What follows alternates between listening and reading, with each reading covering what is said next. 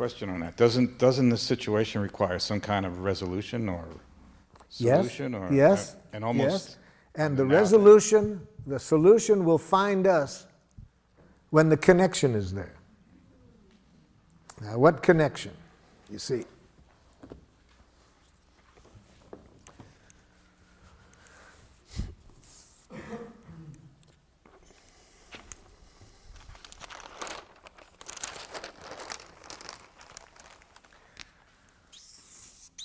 here's your wife's needs.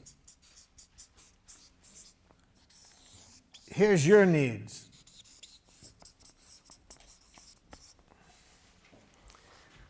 When she hears your needs without hearing any criticism or demand, and you hear her needs without any criticism and demand, the solution will find you. The conflict will resolve itself. It does need to be resolved. But what most of us do, we skip this and go right to here. For example,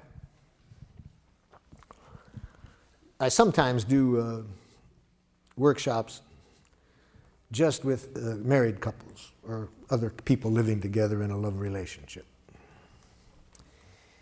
And what we do to begin the workshop, we identify the couple who has had a conflict, the longest outstanding conflict that could not be resolved. And I make a prediction, and it's right. My prediction has been accurate in maybe, I'm sure, at least 75% of the cases. But my prediction is this, that we will resolve the conflict within 20 minutes. Within 20 minutes from the point at which both parties can tell me what the other party is needing. Okay? Now, one time we found a couple married 39 years. 39 years had a conflict, had not been able to resolve this conflict. The wife said to me, Marshall, I can tell you right now, we're not going to be able to resolve this within 20 minutes. We have a good marriage, we communicate well, but this is just one of those things that we're different people and we just have a conflict here. Now I said, let me correct one thing. I didn't say we're going to resolve it within 20 minutes. I said within 20 minutes from the point at which you can both tell me what the other party is needing. Oh, she said, Marshall, when you've been married 39 years and you've talked about something almost every day, I can tell you we understand each other. The problem isn't that. We're just two different people in this issue. Well, I said, I've been wrong before. I can sure be wrong this time, but let's see. We'll find out within 20 minutes. So first, tell me what his needs are in this situation. He doesn't want me to spend any money. He responds immediately, that's ridiculous. 39 years of communication.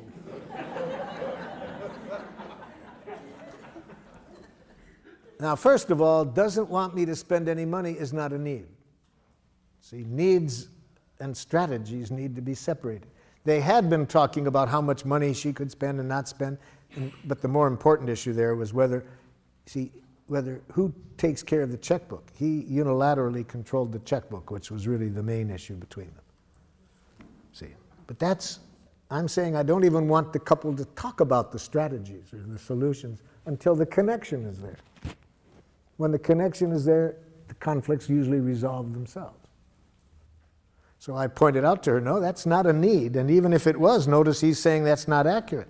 Well, she said, okay, let me then tell you what his needs are, Marshall. You see, he's just like his own father. They both have a depression mentality when it comes to money. I said, stop. Now I'm hearing psychoanalytic jackal. Now it's going to take another 39 years if you get into that. No, I'm not asking for an analysis of his personality. I'm saying, what are his needs? She didn't know. After 39 years, she had no awareness, consciousness of his needs. So I said to him, okay, well, she doesn't know. Why don't you tell her? Well, Marshall, let me tell you what her needs are. You see, she's a lovely woman, wonderful mother, a wonderful wife. But when it comes to money, she's totally irresponsible.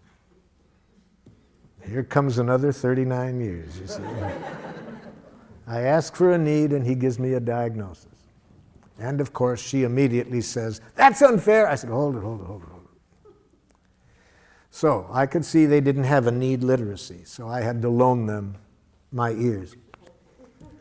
So with giraffe ears, of course, I'm conscious that all judgment, she's totally irresponsible, is a tragic expression of an unmet need. You see? So if she would have had these ears, they would have been able to resolve this in the first year of their marriage. But she didn't. She was taking it personally. So I helped them out. I said, when you say she's irresponsible, are you feeling frightened and need to be sure the family is protected economically? He said, that's exactly what I mean. Well, that wasn't what he had been saying for 39 years. But he didn't know how to say his feelings and needs. Okay, so I've got his needs identified. He was scared, wanted to protect the family economically. I turned to his wife and said, could you tell me back what you heard him say? But because I did, one time I overdrew the checkbook when we were, first married, now he thinks, I said, excuse me. Notice what the first word that she said was, but. See, she doesn't know the cardinal giraffe rule. Never put your butt in the face of an angry person.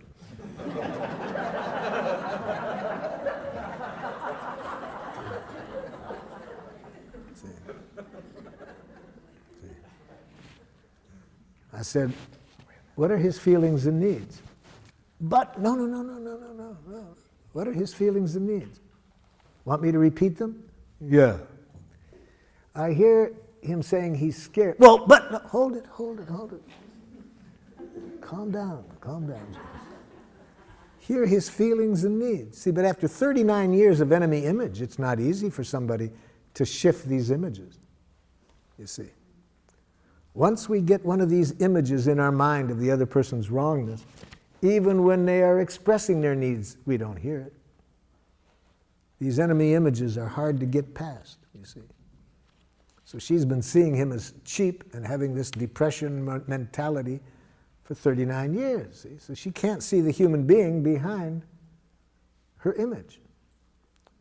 I said, let me repeat it again. I hear him saying he's scared because he needs to protect the family economically. Can you say back? Yeah, he thinks I'm irresponsible. Let's try it again. After 3 more repetitions, finally, she could hear his needs and feelings separate from her judgments. Finally. Yes?